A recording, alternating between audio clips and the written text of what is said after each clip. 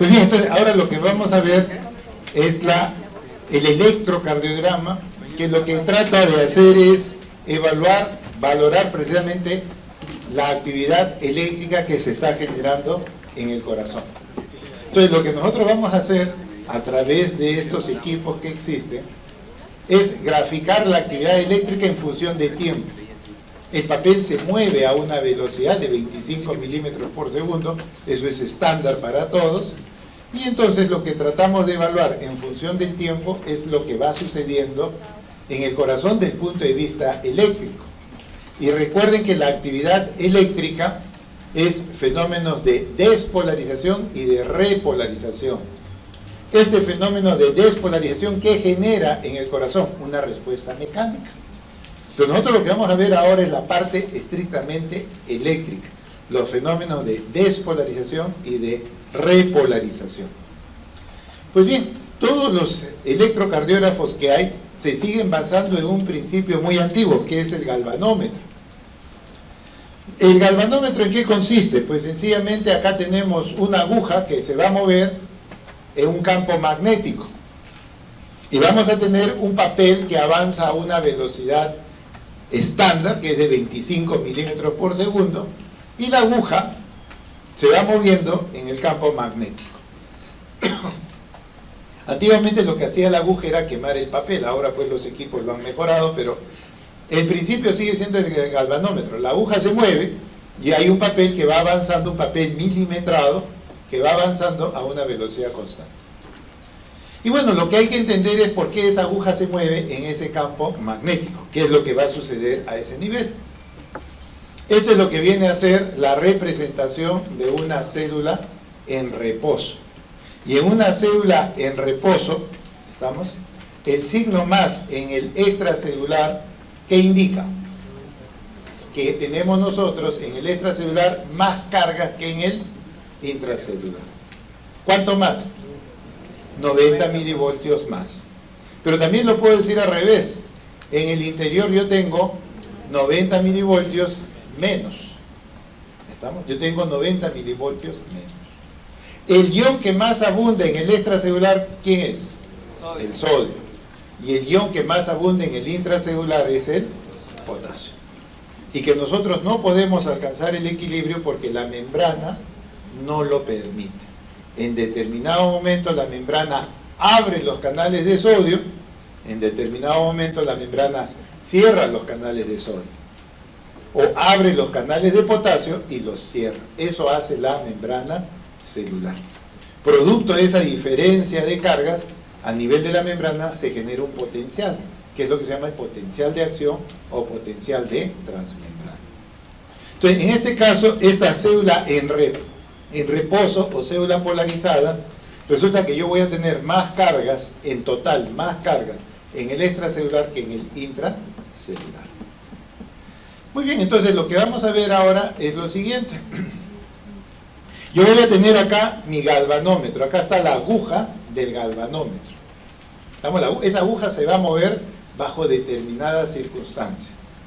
Acá vamos a tener el papel milimetrado que va avanzando a una velocidad constante de 25 milímetros por segundo. ¿Estamos? Eso es constante. Y yo voy a tener acá a la célula, al cardiomiocito, y voy a utilizar los electrodos de mi galvanómetro. ¿Estamos? Mis electrodos que van a captar el potencial de acción, vamos a captar las cargas que existen, y entonces yo voy a poner un electrodo en A y el otro electrodo acá en B. ¿Estamos? Pues bien, si yo coloco el electrodo en este punto y coloco el otro electrodo en este punto, ¿estamos? ¿Cuánta carga voy a tener en A? ¿Cuánta carga en teoría? Voy a tener 90 más. Si lo pongo en B, también voy a tener 90 más. Si lo pongo acá, en cualquier sitio del extracelular, siempre voy a tener ¿cuánto? 90 más, 90 más. Entre el punto A y el punto B, ¿hay alguna diferencia de cargas? No, no hay diferencia de cargas. Y si no hay diferencia de cargas, la aguja no se mueve. Y si la aguja no se mueve y el papel sigue avanzando, ¿qué voy a graficar? Una recta. Entonces lo que les quiero decir es que si no tengo diferencia de cargas, la aguja no se mueve. Está muy fácil. Ahora pongamos que yo el electrodo A lo pongo en el interior de la célula. Y el electrodo B también lo pongo en el interior de la célula. En el punto A, ¿cuánto va a ser el voltaje? 90 menos. Y en el punto B, 90 menos. ¿Hay diferencia de cargas? Tampoco. ¿La aguja se moverá? No. ¿Qué voy a graficar? Una recta. La aguja no se mueve. ¿Estamos? Pero ahora lo que voy a hacer es lo siguiente. Yo voy a poner el electrodo A afuera y el electrodo B en el interior de la célula. ¿Estamos? Entre A y B, ¿hay diferencia de cargas? Sí. Y si hay diferencia de cargas, ¿qué va a pasar con la aguja del galvanómetro? Se va a empezar a mover. No me interesa si es para arriba o para abajo. El concepto es, si yo tengo diferencia de cargas entre mis electrodos exploradores, en ese momento la aguja se mueve. ¿En qué sentido? Eso lo vamos a ver después. Pero para que la aguja se mueva, yo tengo que tener que entre mis electrodos exploradores tiene que haber diferencia de cargas. Entonces, en este caso, la aguja se mueve y está graficando una deflexión positiva o hacia arriba. No interesa ahora si es hacia arriba o hacia abajo. Lo que interesa es, la aguja, ¿por qué se movió? Porque hay diferencia de cargas. Ojo, eso es bien importante. ¿Por qué se producen las ondas de un electrocardiograma? Porque entre los electrodos exploradores hay diferencia de cargas. Eso es el elemento importante. Entonces, ¿por qué se mueve la aguja de un electrocardiograma? Porque yo tengo entre mis electrodos exploradores una diferencia de voltaje o una diferencia de cargas. ¿Estamos? Eso está bien claro. Muy bien. Esto mencionábamos ayer, que precisamente la membrana celular es la responsable de generar esta diferencia de cargas. A eso se llama el potencial de transmembrana, que en el caso del músculo cardíaco es de menos 90 milivoltios. Eso lo hemos dicho ayer. Entonces, ese potencial de transmembrana, muy importante, es dependiente ¿de quién? Pues ese potencial de transmembrana depende de precisamente la membrana celular, que es la responsable de que haya esos 90 milivoltios de diferencia entre el extracelular y el intracelular. Entonces, el segundo concepto es, el responsable de esta diferencia de cargas no es sino la membrana celular. Muy bien. Volvamos a nuestra célula en reposo. Tenemos más cargas en el extra que en el intra, 90 más afuera o 90 menos en el interior. ¿Estamos? Bueno, el potencial de transmembrana, ¿qué está generando? Que yo tenga en el extracelular mucho sodio y en el intracelular poco sodio. Y que el potasio abunde en el intracelular y que exista poco en el extracelular. Eso también lo vimos el día de ayer. Entonces la membrana celular es la responsable de que haya esa diferencia de cargas. Por eso es que el sodio no puede ingresar por gradiente. Yo tengo 140 afuera y poco sodio en el interior, pero no puede entrar.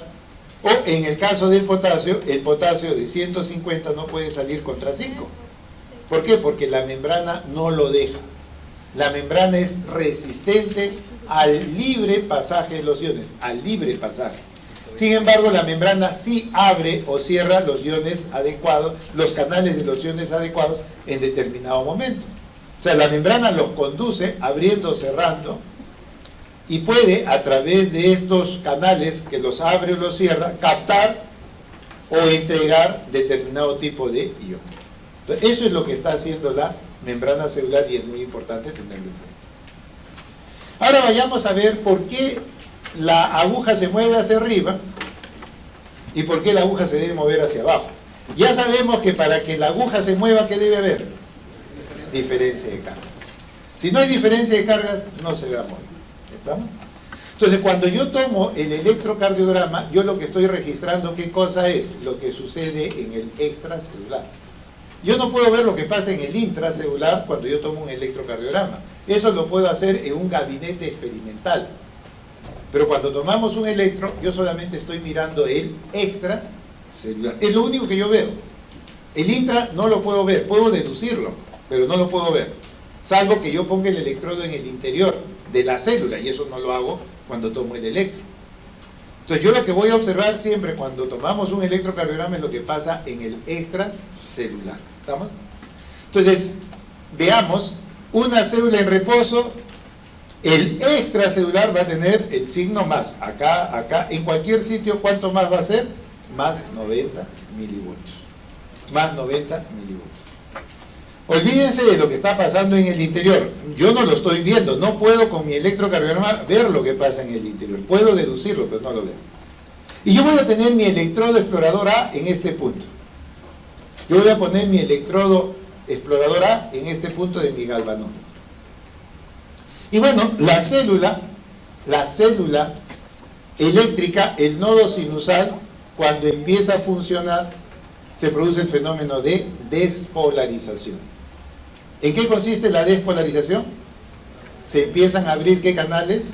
Los de sodio. En el momento en que se abre el canal del sodio, yo tengo 140 afuera y adentro tengo 10. ¿Y entonces qué va a pasar? Pues sencillamente el sodio empieza a ingresar. Pero eso es siempre y cuando se abra el canal del sodio. Entonces, como producto de la despolarización del nodo sinusal, cuando la célula se despolariza, ¿qué cosa voy a obtener?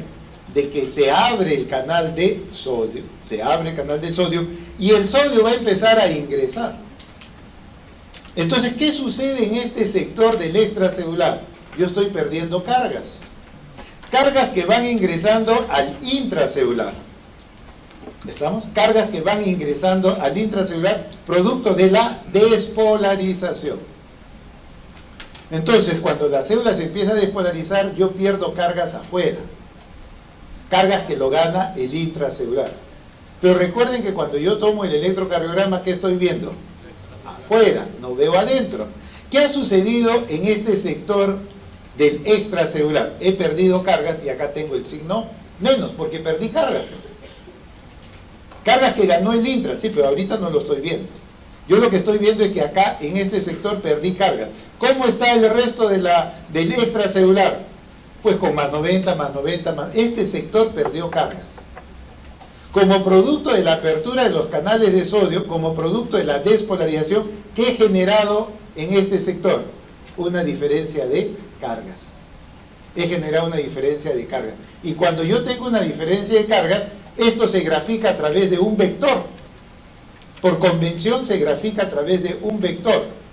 Y también por convención, el signo o la cabeza de la flecha de este vector va donde está el signo más y la cola va donde está el signo menos. Eso es una convención. Así está establecido. Entonces vean ustedes, producto de la despolarización, he generado en este sector una diferencia de cargas. Esa diferencia de cargas se grafica a través de un vector, a través de una flecha, que por convención dice, la cabeza de la flecha va donde está el signo más, y la cola donde está el signo menos. Así está establecido. Entonces vean ustedes que producto de esta despolarización, tengo acá un vector que traduce ¿qué cosa? Diferencia de cargas. Y si hay diferencia de cargas, ¿qué pasa con la aguja del galvanómetro? Se va a empezar a mover. Hacia arriba o hacia abajo, eso lo indica el vector. Si el vector se está dirigiendo a mi electrodo explorador, la aguja se mueve hacia arriba. La aguja se va a empezar a mover hacia arriba. Cada vez que el vector se dirige a mi electrodo explorador, la aguja se mueve hacia arriba. ¿Estamos? Muy bien, ¿qué más va a pasar? Poco a poco, ojo, poco a poco esta célula se va a empezar a despolarizar. Y la despolarización, ojo, la despolarización está generando ¿qué cosa? Una diferencia de cargas entre un punto y otro. Cuando hay diferencia de cargas, la aguja se va a mover en un sentido, hacia arriba o hacia abajo. Eso va a depender del vector. Si el vector se dirige a mi electrodo explorador, la deflexión es positiva. Entonces, un concepto importante. ¿Qué sucede cuando el vector se dirige al electrodo explorador? La aguja se mueve hacia arriba. Va a haber una deflexión positiva. Cada vez que ustedes vean una deflexión positiva es porque el vector se dirige al electrodo explorador. Pues bien, poco a poco el sodio sigue ingresando. Yo sigo perdiendo cargas en el extracelular, cargas que lo va ganando el intra, pero recuerden que yo no miro el intra, yo miro el extracelular. Y en el extracelular voy observando que estoy creando diferencia de cargas. Y si yo tengo diferencia de cargas, yo voy a tener que graficar eso a través de un vector. Y el vector siempre va a ser cabeza positiva, cola negativa. Y si ese vector se dirige a mi electrodo explorador, la deflexión va a seguir siendo cada vez más positiva. Cada vez se va a hacer más positiva. Entonces vean ustedes que producto de la apertura de los canales de sodio, poco a poco ese sodio que va ingresando al interior hace que el extracelular pierda cargas y se genere acá diferencia de voltajes. Eso lo graficamos a través de un vector, y si el vector se dirige a mi electrodo explorador, la deflexión, la aguja se va a mover hacia arriba, deflexión positiva. Y entonces vean ustedes que poco a poco esta célula se está despolarizando. El sodio va ingresando, y mientras va ingresando yo voy a tener un vector que se acerca a, y mi deflexión siempre va a ser positiva. Llegará un momento en que la célula se termina de despolarizar, ya entró todo el sodio. Y al entrar todo el sodio, ya ingresó todo el sodio, acá yo me voy a quedar con el signo menos. ¿Cuánto menos? ¿Ah? No. Al final de la despolarización, ¿llegamos a cuánto? A más 25. El interior va a tener 25 más. ¿Y cómo va a estar el extracelular? 25 menos. ¿Estamos? Al final de la despolarización, desde menos 90 hemos ido a ¿cuánto? A más 25. Pero recuerden que yo no estoy mirando el intra, yo estoy mirando el extra. Y si acá yo tengo más 25, afuera ¿cuánto tengo? Menos 25. En cualquier sitio, acá, acá o acá, yo voy a tener siempre ¿cuánto? Menos 25 milivoltios en relación al intracelular. ¿Tengo diferencia de cargas? Ya no. ¿Habrá vector? Ya no hay vector, porque ya no hay diferencia de cargas. Y si ya no hay diferencia de cargas, ¿la aguja del galvanómetro se va a mover? Ya no. Entonces, ¿qué va a graficar? Va a graficar una recta. Lo que va a hacer ahora, cuando ya no hay, terminada la despolarización, ya no hay diferencia de cargas, lo que vamos a graficar es una recta. Porque ya no hay diferencia de carga. Ya la célula se terminó de despolarizar.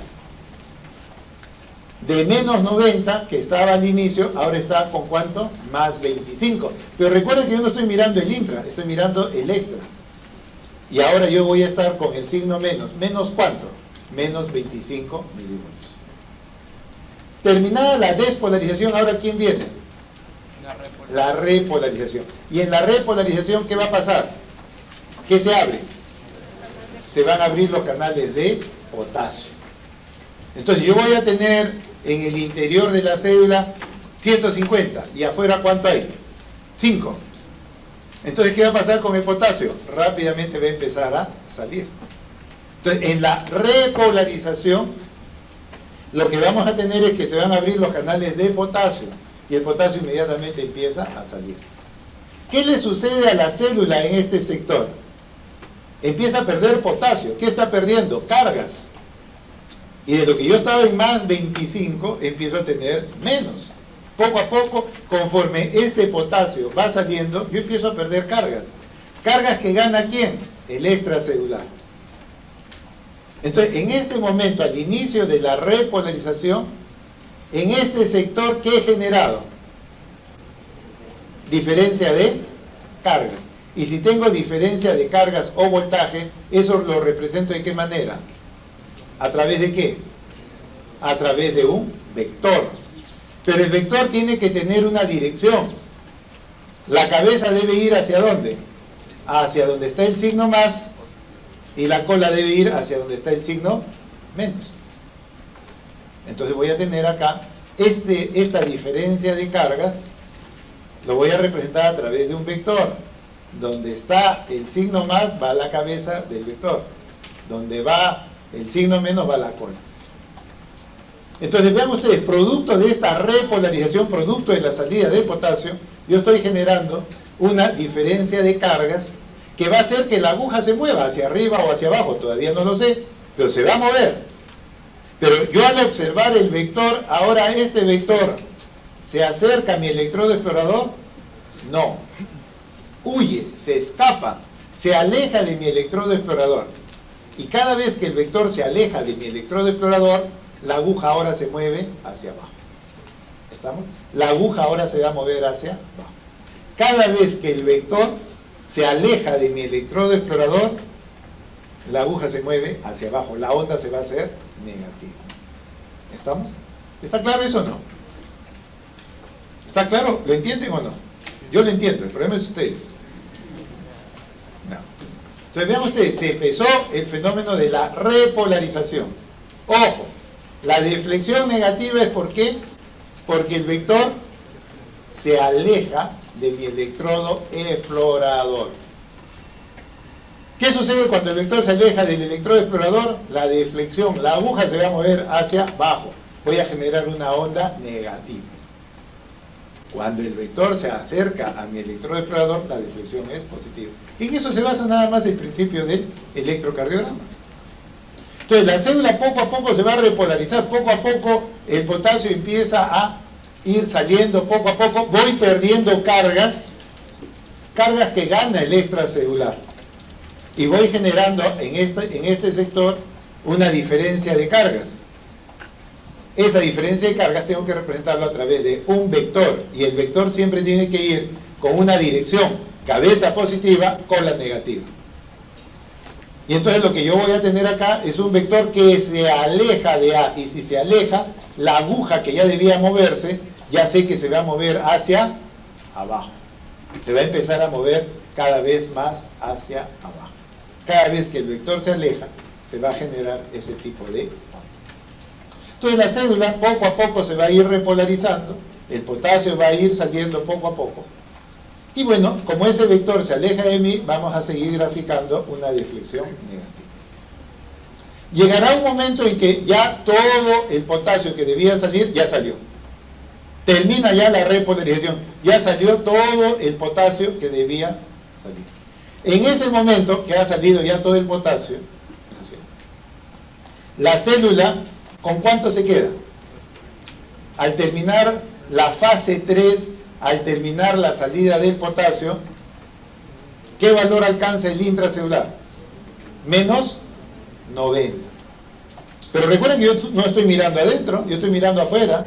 ¿Cómo será afuera? Más 90. En este punto será más 90, más 90, más 90. ¿Hay diferencia de cargas? Ya no. Y si no hay diferencia de cargas, ya no hay vector. Ya no hay vector, porque ya no hay diferencia de cargas. Y entonces lo que vamos a tener es que después de nuestra onda, nuestra deflexión negativa, ahora como ya no hay diferencia de cargas, al final de la repolarización, al no haber diferencia de cargas, la aguja ya no se vuelve a mover y grafica nuevamente una recta. Se grafica una recta. ¿Estamos? Entonces vean ustedes que la aguja se va a mover siempre y cuando haya diferencia de cargas. ¿Hacia dónde? ¿Hacia arriba o hacia abajo? Eso no lo sé. Si yo veo que el vector se acerca hacia mi electrodo explorador, deflexión positiva. Se aleja, deflexión negativa. ¿Estamos? ¿Está claro hasta ahí? Bueno. Pues bien, el sistema eléctrico, vean ustedes que estamos hablando del sistema eléctrico, empieza la orden a nivel del nodo sinusal. ¿Estamos? ¿Dónde queda el nodo sinusal? En la aurícula derecha, muy cercano a la desembocadura o a la llegada de la vena cava superior. Ahí vamos a tener el nodo sinusal. Y el nodo sinusal va a despolarizar las aurículas. ¿Estamos? Esa orden de despolarización pasará al ventrículo. No. ¿Por qué no pasa, doctor, a los ventrículos? ¿Por qué la orden de las aurículas no pasa al ventrículo? ¿Ah? Las válvulas son un tejido aislante. Para dar soporte a las válvulas, pues ahí hay un tejido aislante, y el aislante no permite que se conduzca el estímulo desde la aurícula al ventrículo. Entonces, ¿qué es lo que el organismo ha creado? ¿Cómo ingresa el estímulo al ventrículo, doctor? ¿A través de quién? Nada, está en la luna de Paita ustedes. ¿Por dónde entra, doctor? El nodo aurículo-ventricular. El nodo aurículo-ventricular es el punto por el cual capto el estímulo y a través del nodo aurículo-ventricular lo voy llevando al ventrículo. Y entrego al ventrículo a través del haz de His. El haz de His rápidamente, rama derecha, rama izquierda, y todo eso se arboriza en la red de Purkinje.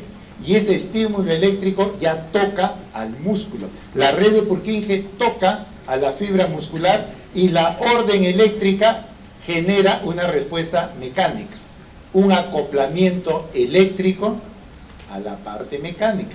Las fibras de Purkinje tocan al músculo y entregan la orden. El músculo se contrae o el músculo se relaja. Esa es la secuencia. Nodo sinusal avanza a través de las aurículas, llega al nodo AB, y a través de este nodo AB voy a ingresar al ventrículo, haz de His, rama derecha izquierda, red de Purkinje. Todo eso es eléctrico. Esa actividad eléctrica tiene que tocar al músculo. Entonces la red de Purkinje toca al músculo y genera una respuesta mecánica de la orden de despolarización o de la orden de repolarización. ¿Estamos?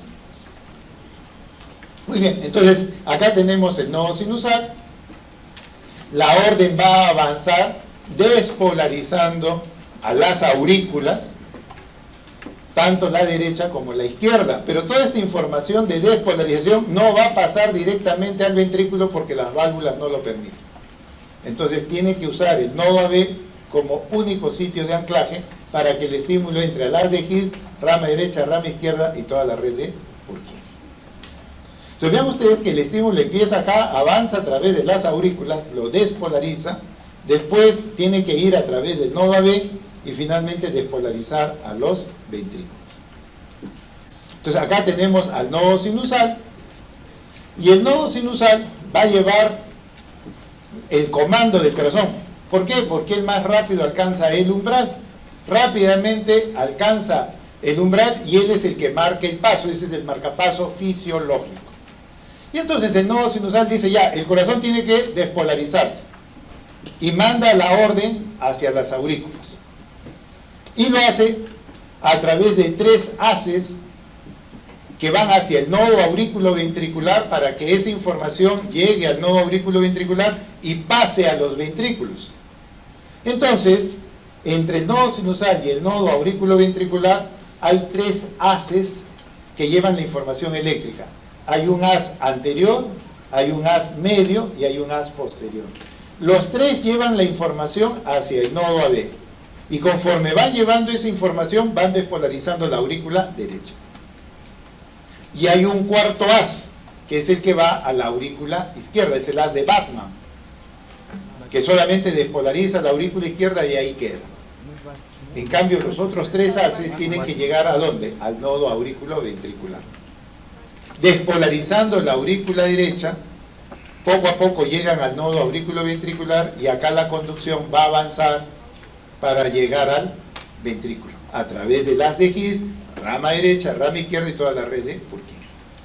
Entonces, eso es lo que ayer hablábamos, el dromotropismo, la conducción a través del corazón.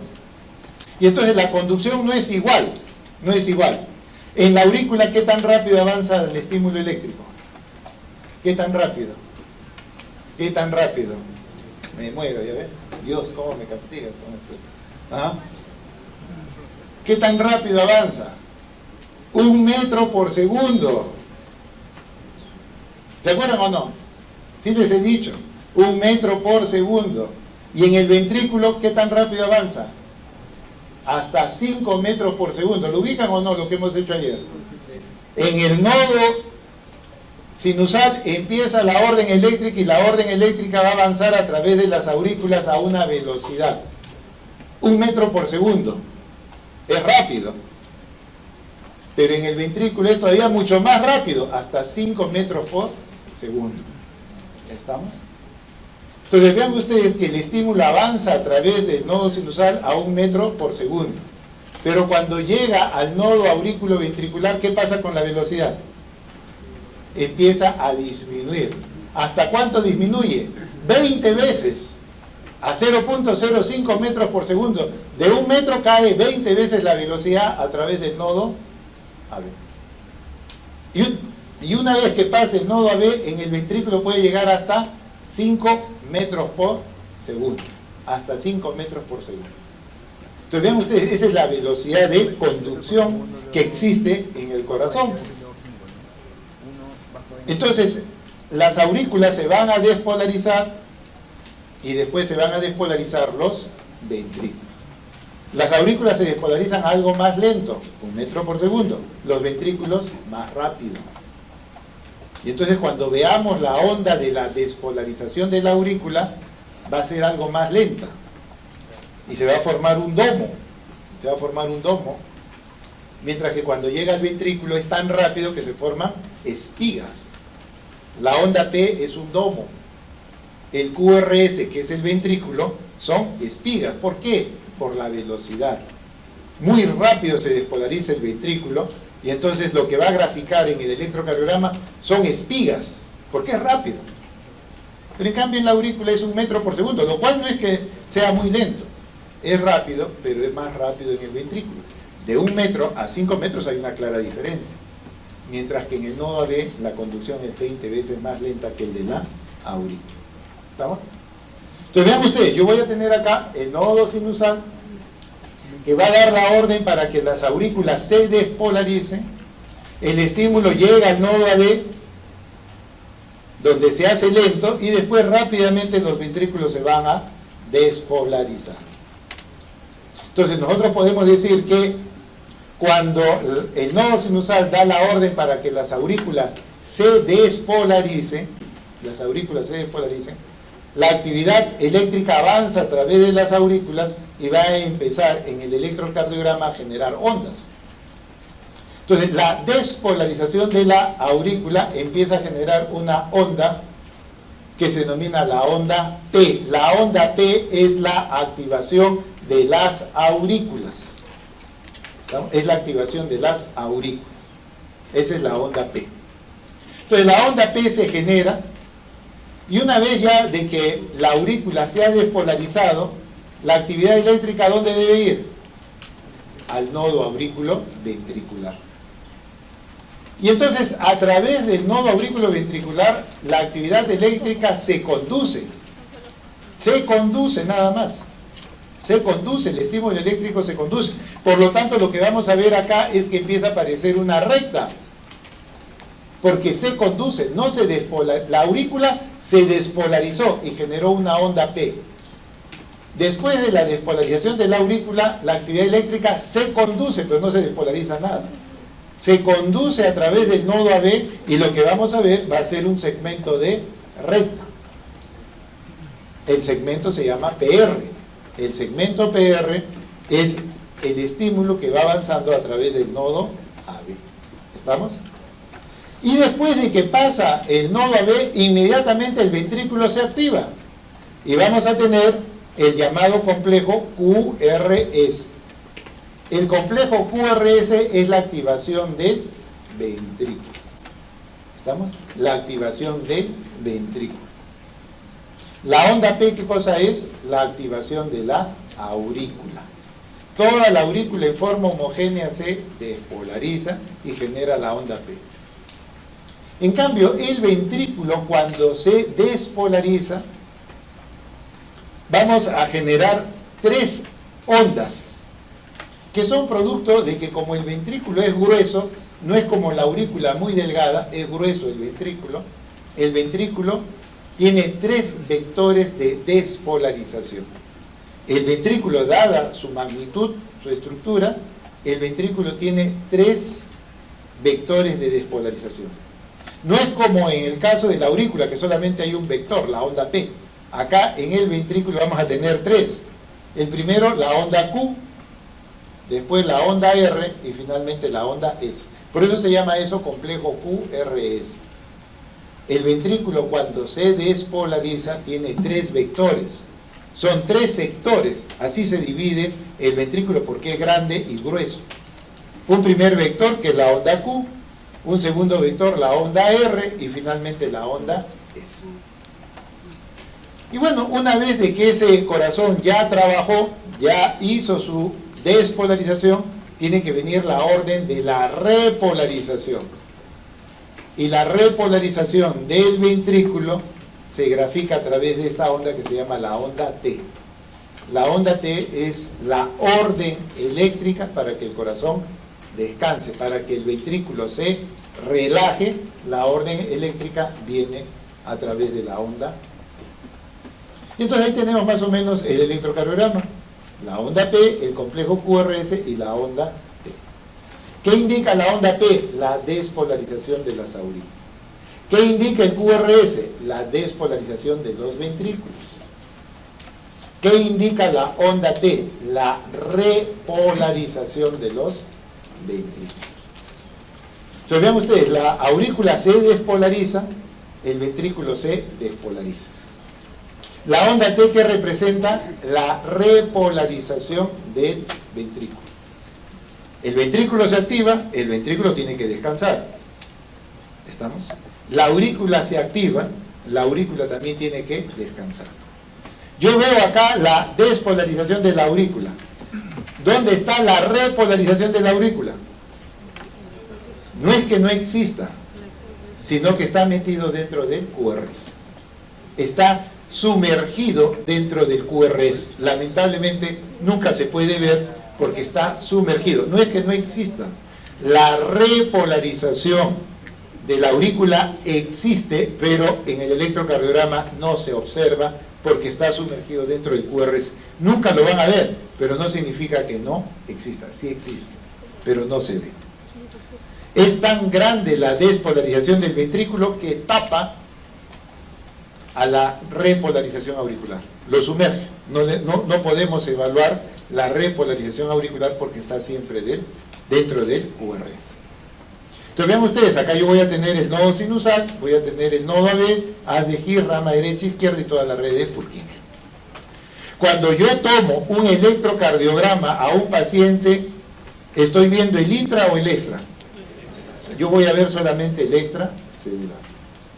O sea, en reposo, ¿cómo deben estar las aurículas? ¿Con qué signo?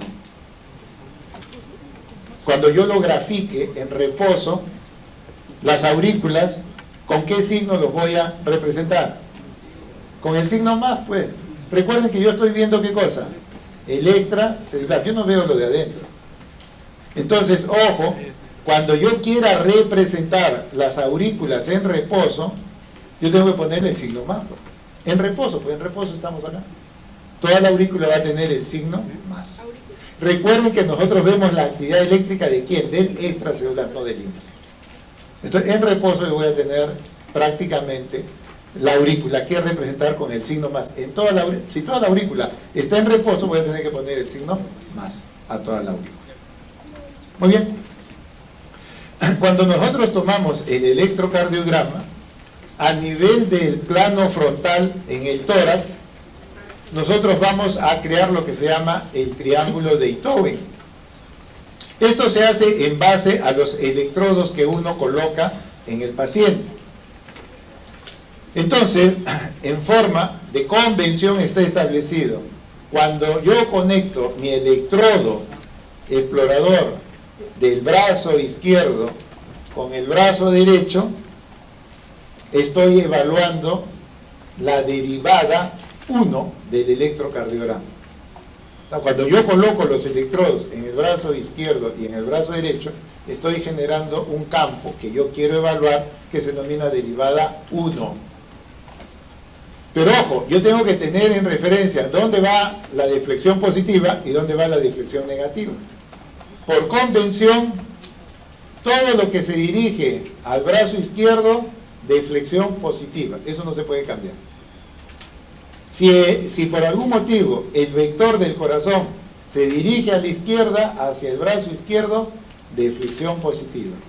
Si se va al brazo derecho, de flexión negativa en derivada 1. Solamente estamos viendo derivada 1. Y si yo conecto la pierna izquierda, la relación entre brazo derecho y pierna izquierda es la derivada 2. ¿Qué conecta derivada 2? Bueno, pierna izquierda con brazo derecho. Por convención, si se dirige hacia la pierna izquierda el vector, de flexión positiva. Se dirige hacia el brazo derecho, de flexión negativa. Así está establecido.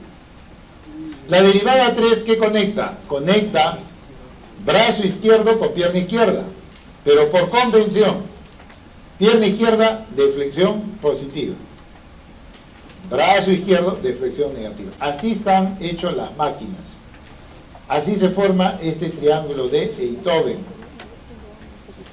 Pues bien, en este campo que yo estoy creando, usando mis electrodos, brazo izquierdo, brazo derecho, pierna izquierda, recuerden que el otro electrodo que se pone en pierna derecha es para que se vaya la interferencia, no se tome en cuenta.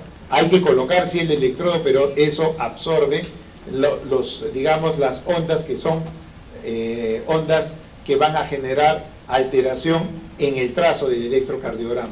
Para limpiar todo eso es que se coloca un electrodo en la pierna derecha, pero que del punto de vista del triángulo de Einthoven no guarda relación, es una cuestión más que todo técnica. Brazo izquierdo, brazo derecho, pierna izquierda. Pues bien, la actividad eléctrica del corazón se representa a través de vectores. Entonces vean ustedes, acá yo tengo un vector que tiene una dirección de arriba a abajo, de derecha a izquierda. O sea, tiene una dirección de arriba a abajo, de derecha a izquierda.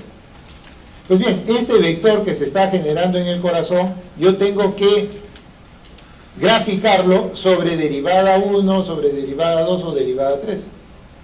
Este vector está en el corazón, pero yo lo tengo que representar en mi triángulo de Einthoven. Entonces quiero representarlo en derivada 1. Bueno, lo que yo voy a hacer es proyectar mi vector, voy a proyectar mi vector sobre derivada 1. Voy a proyectar, y miren lo que voy a tener. Este es el vector de esta actividad eléctrica en el corazón proyectada en derivada 1. Y este vector se está dirigiendo hacia ¿qué brazo? Izquierdo. Recuerden que estoy en D1. Entonces se está dirigiendo al brazo izquierdo, y si el vector se dirige al brazo izquierdo, la aguja del galvanómetro, ¿hacia dónde se va a mover? Arriba. Hacia arriba, deflexión positiva. Si el vector se fuera a la derecha, la deflexión sería negativa. No es muy difícil. Quiero trabajar sobre derivada 2. Voy a proyectar mi vector sobre derivada 2. Y al proyectar sobre derivada 2, yo voy a tener este vector resultante. Entonces, en derivada 2 yo tengo este vector que se dirige ¿hacia dónde? Hacia la pierna izquierda. ¿Y la pierna izquierda qué cosa es? Deflexión positiva. Deflexión positiva. Si se fuera hacia el brazo derecho, sería deflexión negativa. En eso se va a basar el electrocardiograma. Los vectores que se generan en el corazón, tengo que proyectarlo en mi triángulo de Einthoven. Triángulo que conecta, ya hemos dicho, brazo izquierdo, brazo derecho y pierna izquierda. Pero acá se generan tres derivadas, derivada 1, 2 y 3. Y estas derivadas tienen determinados patrones, donde va la deflexión positiva, donde va la deflexión negativa. Donde va la deflexión positiva, donde va la negativa. Donde va la positiva, donde va la negativa. En eso se basa el electrocardiograma. Hay una ley que se llama la ley de Einthoven, en donde dicen, si uno suma la derivada 1 con la derivada 3, vamos a tener la resultante que es de derivada 2. Es una cuestión nada más matemática. Esta derivada 2 es la resultante de estas dos, pues, de la derivada 1 más la derivada 3. La resultante es esta. Es una cuestión nada más matemática, que es lo que sale acá. Muy bien. Volvamos a nuestro corazón, vamos a ver cómo se genera, ¿no es así?, las diferentes ondas del electrocardiograma. Recuerden que nosotros estamos viendo la parte extracelular, no estoy viendo el intracelular, siempre estoy viendo la parte extracelular. Por lo tanto, si la célula cardíaca en reposo tiene el signo más, en el extracelular, la aurícula en reposo debe tener también el signo más. ¿Por qué? Porque solamente vemos el extracelular, no veo el intracelular. Muy bien, entonces acá yo voy a tener el nodo sinusal, ahí está el nodo sinusal, va a despolarizar las aurículas y después llegará al nodo auriculoventricular y ese nodo auriculoventricular entrega la orden a las de Gir, rama derecha, rama izquierda y ya todo el ventrículo. Yo voy a utilizar de mi triángulo de Itowe solamente la derivada 1. O sea, todo lo que yo haga en el electrocardiograma lo voy a proyectar en este plano, en este de acá. En derivada 1. Derivada 1 que conecta brazo izquierdo con brazo derecho. Todo lo voy a proyectar acá. No lo voy a hacer ni en D2 ni en D3, solamente en derivada 1. Ahí lo voy a proyectar. ¿Estamos? Y yo ya sé que si el vector se va a dirigir al lado izquierdo, al brazo izquierdo, deflexión positiva. Y si se va al lado derecho, deflexión negativa. ¿Estamos? Muy bien. Vamos a ver cómo está la aurícula en reposo con el signo más. Toda la aurícula tiene el signo más. ¿Hay diferencia de cargas? No. ¿En toda la aurícula hay diferencia de cargas? No. Si no hay diferencia de cargas, no voy a tener lógicamente ningún vector. Y si no hay vector y no hay diferencia de cargas, ¿la aguja se mueve? No, la aguja no se mueve. ¿Qué voy a graficar? Una recta. Voy a graficar una recta. ¿Estamos? Muy bien. Ahora queremos de que el corazón se active. ¿Qué parte se va a activar primero? La que está más cerca al nodo sinusal. Pues lo que está más cerca al nodo sinusal, por ese lado va a empezar la despolarización. Entonces, lo que está más cerca al nodo sinusal, ese sector se empezará a despolarizar. Y entonces, en este sector que se va despolarizando, ¿qué signo le debo poner? El signo menos. Mientras que el resto de la aurícula, ¿qué va a tener? Todavía el signo más. ¿Estamos? Todo el resto de la aurícula está con el signo más. Pero lo que está más cerca, el nodo sinusal, que es el que ha dado la orden, ese sitio es el que empieza a perder cargas. Empieza el sodio a ingresar al interior. ¿Y qué dejo en el extracelular? El signo menos. Entonces, como consecuencia de este inicio de la despolarización, ¿qué he generado? Una diferencia de cargas, de voltaje. ¿Estamos o no? Y cuando tengo una diferencia de cargas, eso lo represento ¿de qué manera? A través de un vector. Y el vector tiene que tener una dirección. La cabeza, donde está el signo más, la cola, donde está el signo menos. Entonces miren, yo estoy generando acá un vector de despolarización. Donde está la cabeza es donde está el signo más, donde está la cola es el signo menos. Entonces, este vector tiene una dirección. ¿Cuál es la dirección? De arriba a abajo, de derecha a izquierda, pues, ¿no? Este vector viene de arriba a abajo, de derecha a izquierda. ¿Lo entienden? ¿Sí? Estoy hablando chino.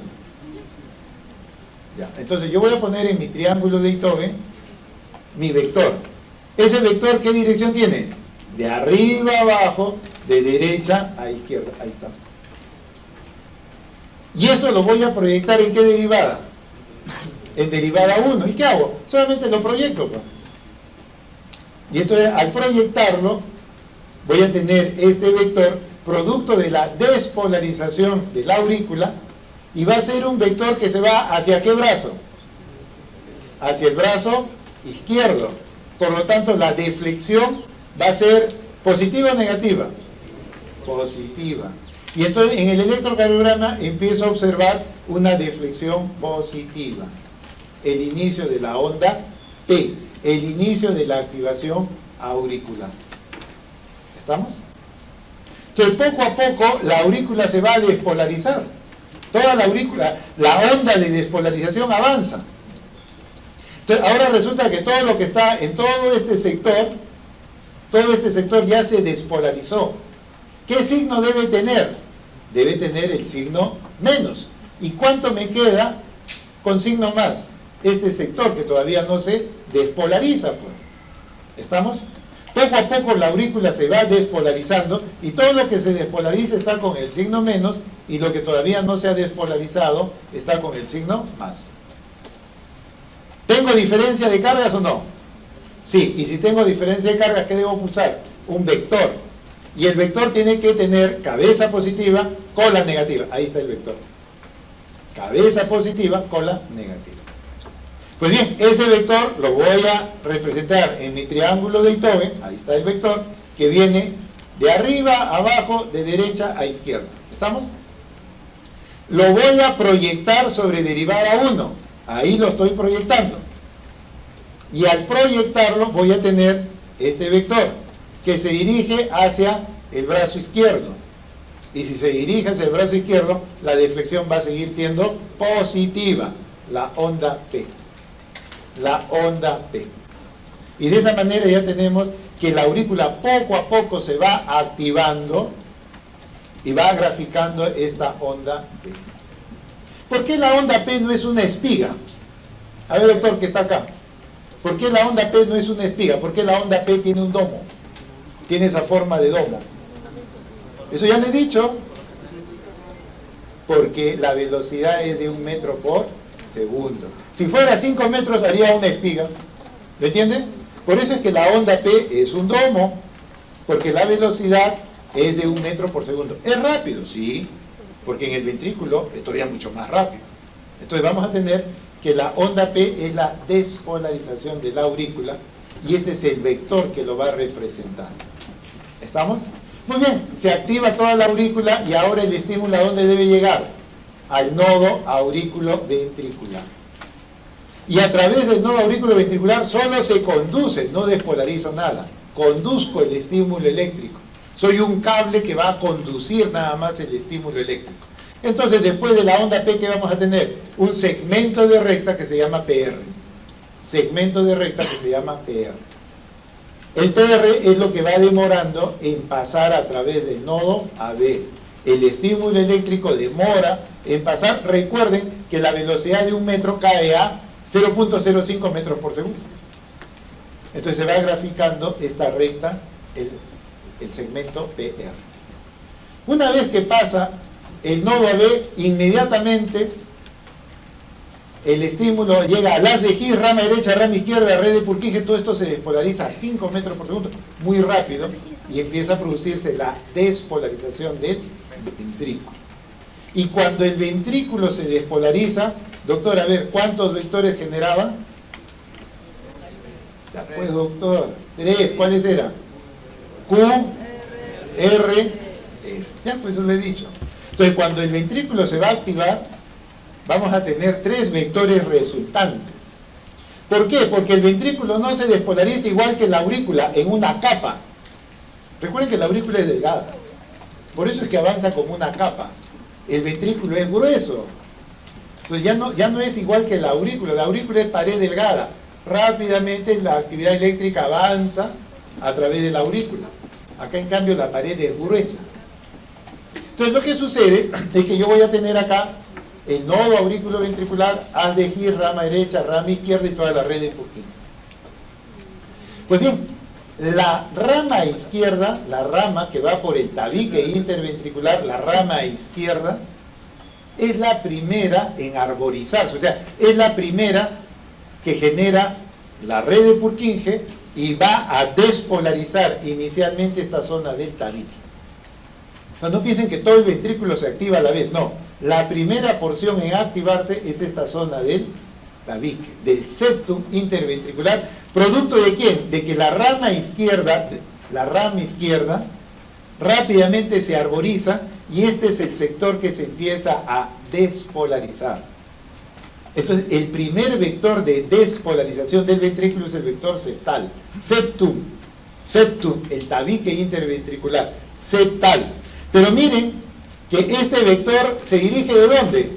Del lado izquierdo al lado derecho, de arriba a abajo, pero de izquierda a derecha. ¿Estamos? Entonces, el primer vector de despolarización ventricular es el septal, es el septum. Ese vector tiene una dirección, este vector tiene una dirección que está acá, de arriba a abajo, pero de izquierda a derecha. ¿Estamos? Cuando lo proyecte en derivada 1, ahí está la proyección, ¿hacia qué brazo va? Al derecho. Y si va al derecho, la deflexión ¿cómo va a ser? Negativa. Y por eso es que después del segmento PR empezamos a ver una deflexión negativa, que viene a ser la onda Q. La onda Q representa el primer vector de la despolarización ventricular, que es el septum. El vector septal se representa a través de esta onda Q, una deflexión negativa. ¿Estamos? Así es como se genera esta onda. Después, ¿qué va a suceder? Después ya la red de Purkinje va a activar los dos ventrículos. Ya rápidamente la actividad eléctrica avanza hacia ambos ventrículos. Rápidamente los dos ventrículos se despolarizan. ¿Cuál es el ventrículo más grueso, el derecho o el izquierdo? El izquierdo. Entonces, si yo tengo más masa, yo voy a tener más fuerza hacia el lado izquierdo. Entonces, el segundo vector se llama de paredes libres. El segundo vector de despolarización ventricular se llama de paredes libres. Y ese vector se va a dirigir hacia el lado izquierdo. ¿Por qué? Porque el ventrículo izquierdo es más grueso que el derecho. No significa que no haya fuerzas derechas, no es que no hayan fuerzas izquierdas. La resultante de los dos ventrículos va a ser este vector. Que al ser un ventrículo grueso, el izquierdo, siempre el vector va a estar hacia la izquierda. No es que no hayan fuerzas en el derecho o en estas otras partes del izquierdo, sí, pero la resultante de estos dos ventrículos es este. Que cuando lo proyecto en mi triángulo de Itoven, va a ser un vector que va de arriba a abajo, de derecha a izquierda. ¿Hacia qué brazo se dirige? Cuando yo lo proyecte en derivada 1, se va a dirigir a la izquierda. Y si se va hacia la izquierda, la deflexión ¿cómo debe ser? Positiva. Entonces, después de la onda Q que tenemos acá, va a aparecer una deflexión positiva, la R. Y como la masa ventricular es grande, la R también va a ser grande. Entonces, vean ustedes que el ventrículo se inicia despolarizándose en la parte del septum, después avanza hacia lo que se llama paredes libres, y la última parte en despolarizarse es lo que está debajo de la válvula mitral. Es una cuestión nada más de estructura. Empieza el septum, avanza por las paredes libres, pero lo último que falta en activarse es lo que está justo debajo de la válvula mitral. Entonces, esta última parte que tiene que activarse, va a tener un tercer vector. Vector septal, vector de paredes libres, ahora este último vector que se llama el basal, la base del corazón, el vector basal. Y es un vector que tiene esta dirección, de abajo hacia arriba, de izquierda a derecha. Así es el vector por la ubicación anatómica de esta región del ventrículo. Cuando eso lo tenga yo en mi triángulo de Itoven, voy a tener acá el vector, es un vector que viene de abajo hacia arriba, de izquierda a derecha. Cuando lo proyecte en derivada 1, ¿se va hacia qué brazo? Derecho. Y si se va al brazo derecho, la deflexión va a ser positiva o negativa. Negativa. Y entonces después de la onda R va a aparecer una deflexión negativa, que es la onda S. Y ya tienen el complejo QRS. QRS.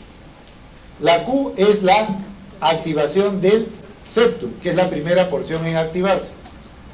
La R, la de paredes libres. La S, la zona basal. Son tres vectores que despolarizan el ventrículo y por eso vamos a generar este QRS. ¿Estas ondas QRS se parecen a la onda P? No, porque la velocidad es tan rápido que grafica espigas, porque es muy rápido la conducción, 5 metros por segundo. Muy bien, de esta forma el corazón se ha despolarizado y ahora ¿qué le queda al corazón? Bueno, momentáneamente se va a producir un descanso. Acá tenemos los tres vectores, el vector septal, que empieza en este sector, después tenemos el de paredes libres, y finalmente el tercer vector, que es de esta parte alta o basal. Entonces, una vez que ya este ventrículo se ha terminado ya de despolarizar, ya se despolarizó totalmente, ahora se va a graficar una recta. Hasta que no venga la orden de descanso, hasta que no venga la orden de la repolarización, estamos en espera, se va a graficar solamente una recta. Esa recta se llama el segmento ST. El segmento ST. Ese segmento ST, el corazón está esperando la orden de la repolarización. Entonces, después del complejo QRS vamos a tener el segmento ST. Hasta que empieza la orden de la repolarización. El vector de la repolarización es único, es uno solo, que va de arriba a abajo, de derecha a izquierda. De arriba a abajo, de derecha a izquierda. Ahí lo vamos a tener. Cuando yo lo proyecte sobre derivada 1, voy a tener este vector que se dirige hacia ¿qué brazo? Izquierdo. Y si se va hacia el brazo izquierdo, la deflexión va a ser negativa, pero positiva. Y entonces lo que vamos a tener ahora es que después del segmento ST empieza a aparecer la onda T. La onda T, que es la que finalmente hace de que este corazón se repolarice. Y entonces ya tenemos el electrocardiograma. Onda P, segmento PR, complejo QRS, segmento ST y onda T. ¿Estamos? Entonces nosotros hemos hecho esto en derivada 1. ¿Estamos? Tarea. Son 12 derivadas, hagan las otras 11. Como ejercicio. Eso no es nada difícil, es una cosa muy sencilla. Ustedes han visto cómo lo he ido haciendo. Entonces ustedes ya se ubican en derivada 2, se ubican en derivada 3, en ABR, y es la misma historia. Pero si no lo practican, no lo van a entender. Yo les enseño el primero, donde prácticamente se puede ver todas las ondas del electrocardiograma. Entonces acá tenemos el nodo sinusal, que es el que da el comando para que las aurículas poco a poco se empiecen a despolarizar, y vamos a ir viendo cómo se va graficando la onda T. La onda T es la activación de ambas aurículas, y después el estímulo va a llegar al nodo AB. En el nodo AB se produce la conducción lenta, lo que se llama el segmento PR, y ya el estímulo va a pasar a elegir rama derecha, rama izquierda, y justo en este sector se empieza a despolarizar el ventrículo. Primer vector, el vector septal, la onda Q. Poco a poco las paredes del ventrículo se activan, el vector de paredes libres, la onda R. Y la última parte en activarse es la parte basal, generando la onda S. Una vez que este corazón se ha despolarizado, vamos a esperar la orden de la repolarización, segmento ST. Y llega la orden de la repolarización del ventrículo, porque el de la aurícula no lo vemos, está sumergido dentro del QRS. Y entonces vamos a graficar ahora la onda T, que es la recuperación del ventrículo. Y eso es todo. Despolarización y repolarización. La aurícula se despolariza generando la onda P, se repolariza, pero no lo vemos porque está dentro del QRS. El ventrículo se despolariza, complejo QRS, y se repolariza con la onda T. ¿Estamos? Bien, eso pues el electrocardiograma. Tenemos la onda P, el segmento PR, el complejo QRS, el segmento ST y la onda T. Les van a preguntar, porque eso ya después lo van a ver en la parte clínica, este punto que se llama el punto J es muy importante. Es el inicio del segmento ST. El punto J indica, se utiliza bastante en isquemia. Para el paciente coronario, para el infartado, el punto J es muy importante. Es un punto, no es otra cosa, un punto, pero depende de dónde está ubicado. Está hacia arriba, hacia abajo, eso ya lo van a aprender en clínica, pero el punto J es un punto donde empieza justo el segmento ST. Tiene mucha importancia clínica, sí, por eso lo van a ver después. Estamos haciendo la parte del electro. Muy bien, si bien nosotros medimos la onda P y podemos medir este segmento PR, podemos medirlo, por convención nadie lo mide. O sea, por gusto de querer medir esto, no sirve. Lo que se mide es lo que se llama intervalo. ¿Qué es un intervalo? La suma de rectas con ondas. La suma de rectas y ondas se denomina intervalo. Entonces, lo que se mide no es el segmento PR, que lo podríamos hacer, pero nadie le da importancia. Lo que medimos es el intervalo PR. ¿Qué significa el intervalo PR? Es el tiempo que demora en activarse el ventrículo. Eso es lo que finalmente interesa. ¿Cuánto demora en activarse el ventrículo? A eso se llama el intervalo PR, el tiempo que demora en activarse el ventrículo, que debe ser de 0,12 a 0,20 de segundo. De 0,12 a 0,20 es el tiempo, el intervalo PR. Vean ustedes que acá, por ejemplo, la forma correcta debería decir intervalo PQ. La forma correcta debería ser PQ. Pero lo que sucede es que el complejo QRS tiene diferentes formas de ser llamados y por convención uno mide hasta donde empieza el complejo QRS e independiente de la onda siempre se va a llamar intervalo PR. Oiga, pero debería llamar PQ, es verdad, pero por convención en todos los libros lo van a encontrar como intervalo PR. Ya es una convención, hay cosas que ya están establecidas. Yo no lo estoy midiendo hasta donde llega la R, no. Hasta donde empieza el QRS. Sí, pero empezó en Q, no importa. Empezó en R, coincidió. Lo que se mide es el tiempo en que demora en activarse el ventrículo. Después tenemos el complejo QRS, el segmento ST y la onda T. Y finalmente medimos el intervalo QT. Desde que empieza el complejo QRS, independiente de la onda, siempre se va a llamar intervalo QT hasta el final de la onda T. El intervalo QT. El intervalo QT. Si ustedes recuerdan ayer, la parte final de la onda T es donde está, ¿qué cosa? ¿Se acuerdan de ayer? La parte final, ¿se acuerdan de la fase 3? Cuando está terminando la fase 3, eso va a estar en relación a lo que se llama periodo refractario relativo. El periodo refractario relativo es el punto débil del corazón. Una arritmia ahí puede ser mortal. Entonces, eso que vemos nosotros en el potencial de acción, eso se ve en un experimento, en un gabinete. En un electrocardiograma no lo puedo ver. Sí, más o menos lo puedo ver. ¿Por qué? Porque coincide con la parte final de la onda T. La parte final de la onda T coincide, la parte final de la onda T coincide con lo que es el periodo refractario relativo. El punto débil del corazón está justo en la parte final de la onda T. Está en la parte final de la onda T. ¿Estamos? Entonces el punto débil es lo que ayer hablábamos del periodo refractario relativo.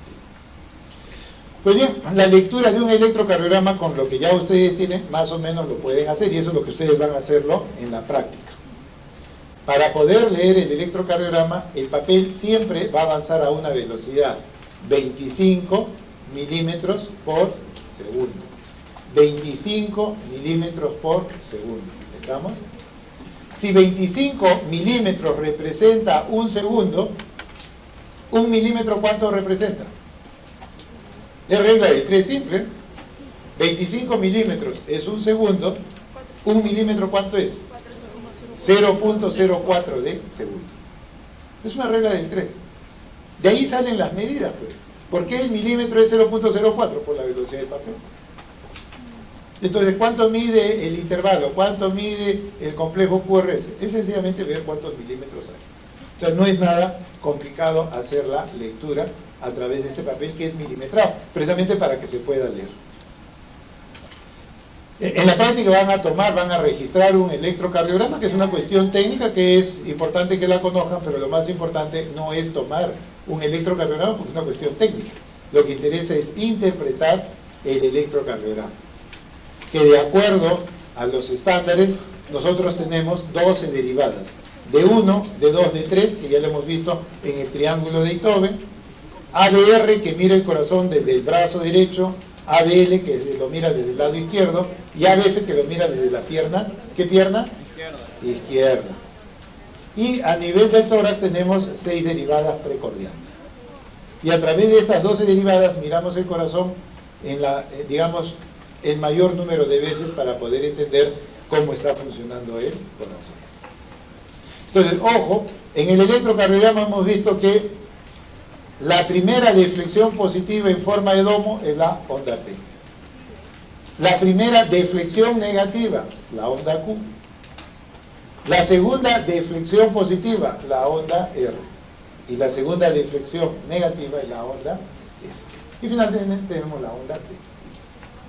¿Qué representa estas ondas? Porque no es solamente mirarla, hay que interpretar qué significa. La onda P es la activación de la aurícula. El QRS es la activación del ventrículo.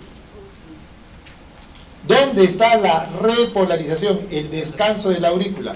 No se ve porque está sumergido dentro del QRS. No se va a poder nunca ver. Y sí puedo ver la repolarización del ventrículo a través de la onda T. ¿Estamos?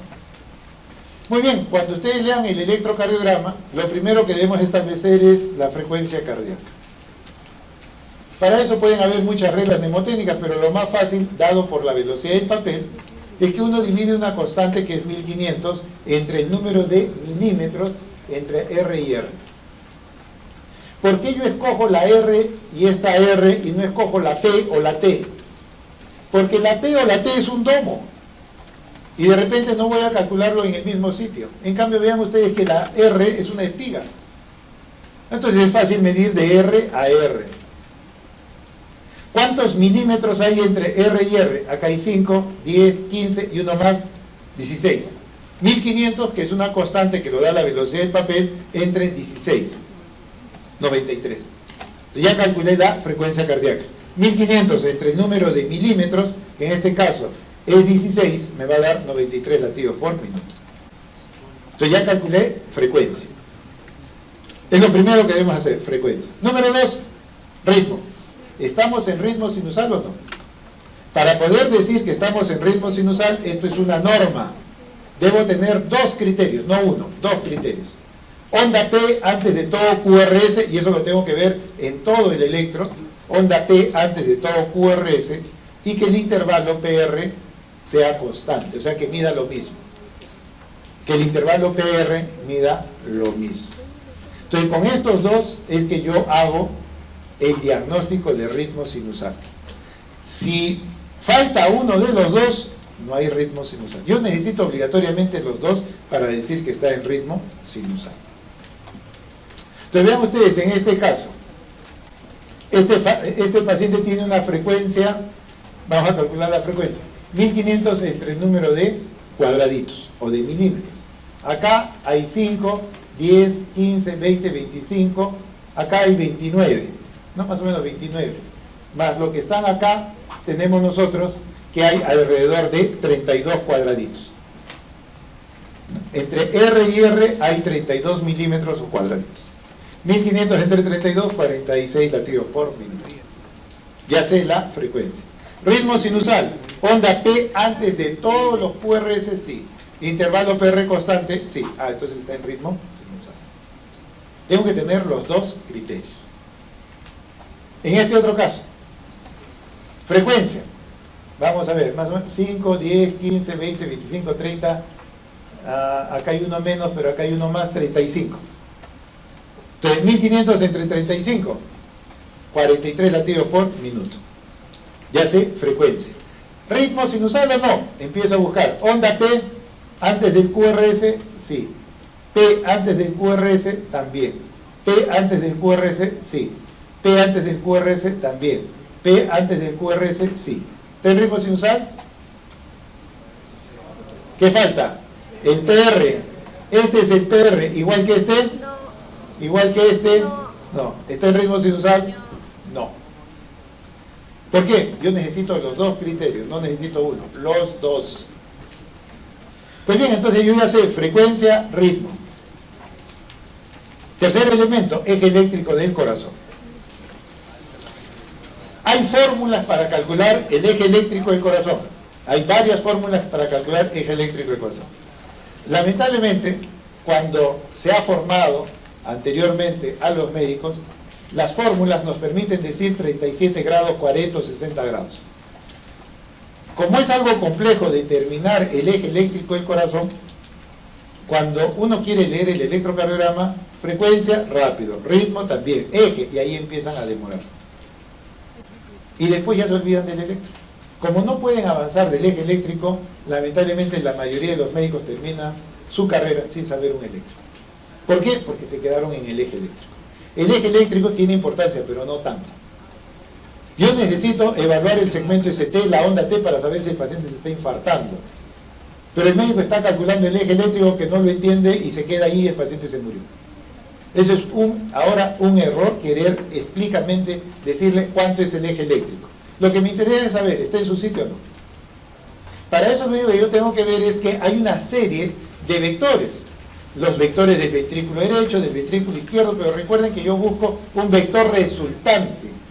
Ese es el que me interesa, el vector resultante, que en el caso del corazón y de los ventrículos va de arriba a abajo, de derecha a izquierda y de adelante hacia atrás.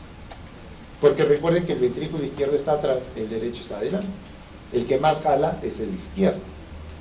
Entonces vean ustedes, yo en el plano frontal tengo derivada 1, tengo derivada 2, tengo derivada 3, y bueno, yo lo que puedo hacer es proyectar la derivada 1, vamos a ver si se puede proyectar, o ya se fue la pila de esto. Voy a proyectar derivada 1, voy a proyectar derivada 2, me está fallando esto, vamos a hacerlo desde acá. Ahí está derivada 2, y ahora lo que voy a tratar de hacer es llevar esta derivada 3 acá, porque eso se puede hacer, lo voy a llevar ahí, ahí está derivada 3, y ahora todo esto lo voy a llevar al centro del pecho. Entonces vean ustedes que si yo parto de acá 0 grados, 60, 120, 180, y si voy en contra de las manecillas de reloj, menos 60, menos 120, 180, yo puedo más o menos usando fórmulas calcular el eje de 60 en 60. Pero recuerden que yo tengo también, aparte de estas tres derivadas, ABR, que mira el corazón desde el hombro o brazo derecho. Tengo ABL y tengo ABF. Entonces vean ustedes que a lo que tengo le voy a agregar ABR, voy a agregarle ABL y le voy a agregar ABF. Y ahora miren que los grados ya van cambiando de 30 en 30. Y usando fórmulas puedo llegar a 15 a 15. Desde acá parto 0, 90, 180, menos 90, menos 180. Bueno, y a través de fórmulas yo puedo calcular el ángulo. Bueno, todo eso no sirve para nada ahora. Lo único que van a hacer es confundirse. Eso no me interesa. ¿Estamos? Lo que me interesa es algo más práctico. Yo sé que van a haber diferentes fórmulas de calcular el eje. Todos los profesores de práctica y de seminario ya saben que no me interesa el eje. No me interesa. El ángulo no, por favor, pierden tiempo. Yo lo único que voy a hacer es lo siguiente. A mí me interesa saber si el eje eléctrico está a la izquierda o a la derecha, arriba o abajo. Yo divido el tórax en cuatro cuadrantes. A la izquierda y abajo es el sitio donde está el eje eléctrico del corazón. A la derecha y abajo, segundo cuadrante, no es el sitio. Tercer cuadrante, a la izquierda y arriba, no es el sitio. Cuarto cuadrante, a la derecha y arriba, no es su sitio. ¿Qué tengo que establecer? ¿Está en su sitio o no? Nada más. Entonces, de estas, de 1, de 2, de 3, ABR, ABL y ABF, yo necesito establecer ¿qué cosa? Izquierda, derecha, arriba o abajo. Entonces miren lo que yo voy a hacer. Yo voy a simplificar todo y me voy a quedar solamente con dos derivadas. La derivada 1, que me va a decir ¿qué cosa? ¿Qué dice la derivada 1? Izquierda o derecha. Y después voy a ver ABF. ABF mira el corazón desde abajo. Si el vector se va hacia abajo, deflexión positiva. Si el vector se va hacia arriba, deflexión negativa. O sea, solamente mirando estas dos derivadas, de 1 a ABF, yo me doy cuenta, izquierda, derecha, arriba o abajo. ¿En qué cuadrante está? Entonces, si yo veo que va a la izquierda en D1, la deflexión es positiva. Si se va a la derecha, deflexión negativa. Veo ABF, si predomina la R, abajo. Predomina la S, arriba. Eso es lo que me va a interesar nada más. Recuerden que en ABF yo no sé por qué se paran equivocando. En ABF la deflexión positiva es cuando se viene hacia abajo. Y si se va hacia arriba, deflexión negativa. Yo lo que tengo que establecer es el eje eléctrico en estos 4 cuadrantes. Normalmente el eje eléctrico está acá, a la izquierda y abajo, nada más. Ahí es donde yo debo establecer. Si yo quiero saber si está a la izquierda y abajo, las derivadas que debo ver cuáles son, D1 y ABF. Si en D1 predomina la R, izquierda. En ABF predomina la deflexión positiva, abajo. Izquierda abajo, está en su sitio, se acabó. No me interesa 60 o 30 grados, porque es lo mismo. Ese es un error a veces de la formación, pues.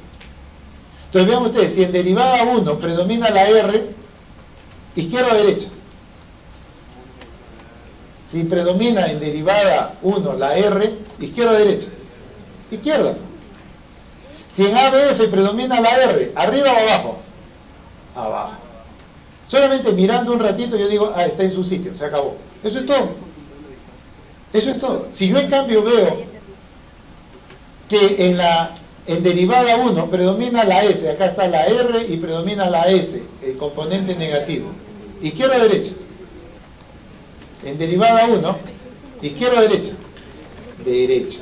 Ahora voy a ver ABF, y en ABF predomina la R. Abajo. A la derecha abajo está en el segundo cuadrante. Eso es todo. ¿Cuántos grados? No me interesa. Pero ya sé que no está en su sitio. Si predomina la R en 1, a la izquierda, pero en ABF predomina el componente negativo, arriba, izquierda arriba, tercer cuadrante, no está en su sitio, eso es todo.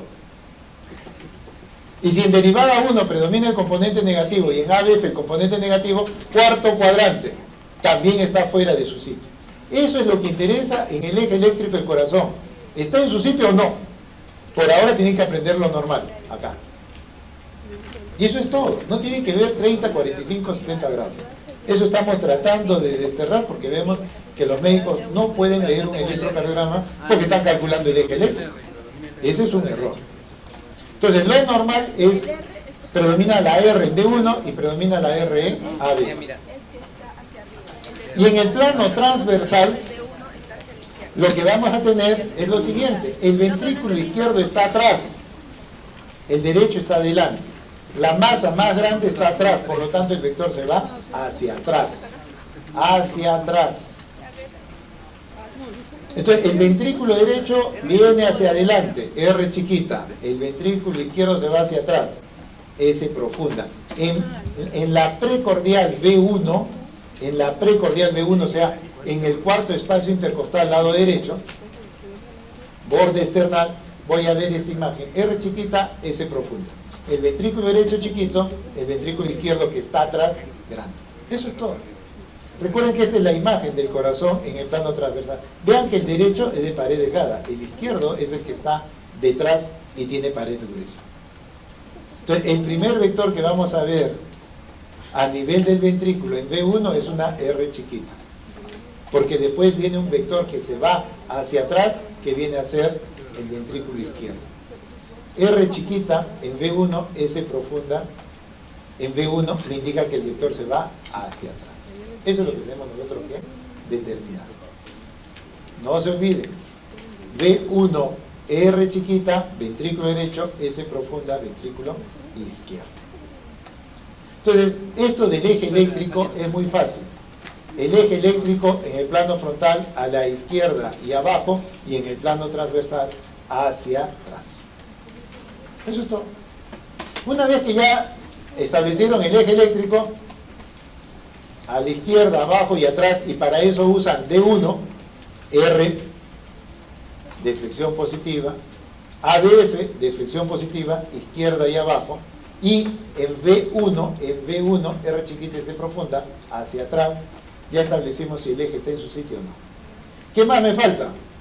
Pues medir las ondas. ¿Qué es lo más fácil? La onda P, el intervalo PR, el complejo QRS. Observar el segmento ST y la onda T. Se observa y se describe, pero no se mide. Y finalmente lo que mido es el QT.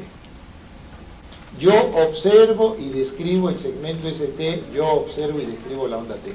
Acá está la isquemia, eso lo van a ver después en clínica. Pero no llego acá si estoy calculando el eje eléctrico. El eje eléctrico tiene importancia, pero no tanta para obviar todo esto. Entonces lo que tengo que hacer es medir la onda P, debo medir el intervalo PR, el complejo QRS, observar y describir el segmento ST y onda T, y finalmente el intervalo QT. Es lo que tenemos que hacer. La onda P, el intervalo PR, el complejo QRS, el segmento ST y onda T se describen y finalmente se mide el intervalo QT. No se olviden este detalle. La sístole del ventrículo está en este intervalo QT. La sístole ventricular, desde la onda de la activación del complejo QRS hasta el final de la onda T, esto es la sístole del ventrículo. Todo el resto, ¿qué es? La diástole del ventrículo. Estamos hablando del ventrículo.